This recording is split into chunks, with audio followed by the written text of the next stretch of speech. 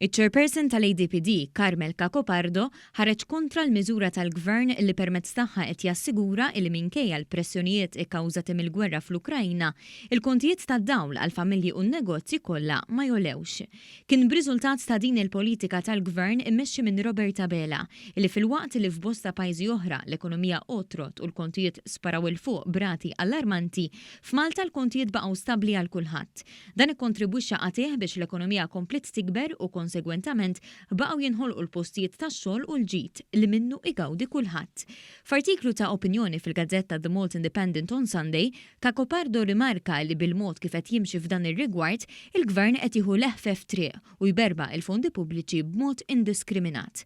Huwa kiteb li ma jarax raġuni għaliex il-gvern għandu jibqa' jkun ta' spalla l kulħadd, irrispettivament minn kemm dak li jkun jikkonsma dawl. Dwar is-sussidju għan-negozju u l-postijiet tax-xogħol huwa qal li wieħed irid jerġa' jħares lejn is-sistema biex jiġi determinat jekk is-sussidji humiex raġonevoli u jekk il-kaxxa ta' Malta tiflaħx għalihom. Mhux aċċettabbli li nataw sussidji totali għal medda twila ta' żmien fuq l-enerġija u l-ilma għal użu mhux residenzjali, kiteb Cacopardo. Il-pożizzjoni ta' Carmel Cacopardo ħarġet wara li Bernard Grech għamilha ċara aktar minn darba li jemmen li s-sussidju li qed jagħti l-gvern biex iżomm stabbli l-prezzijiet tal-enerġija għandu jieqaf għaliex skontu mhuwiex sostenibbli. Li tibqa' tissussidja l-enerġija żgur li mhijiex l-aktar għażla sostenibbli. Din il-pożizzjoni tenja wkoll id-deputat nazzjonalista Chris Said. Bernard Grech qal li l-għajnuna fl-enerġija mhix sostenibbli. Taqblu miegħu? Bernard Grech kellu raġun. Għaliex mhux Bernard Grech qed jgħidha? Bernard Grech qala.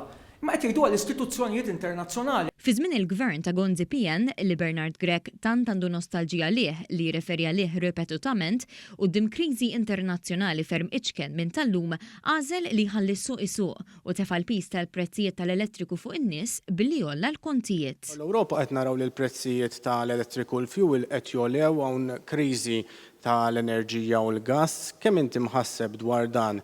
L-ewwel ħaġa rigward il-prezzijiet, meta l-prezzijiet bħalma ġara fl-2008, 2009, 2010, 11 u 12 jolew internazzjonalment jolew għal kulħadd.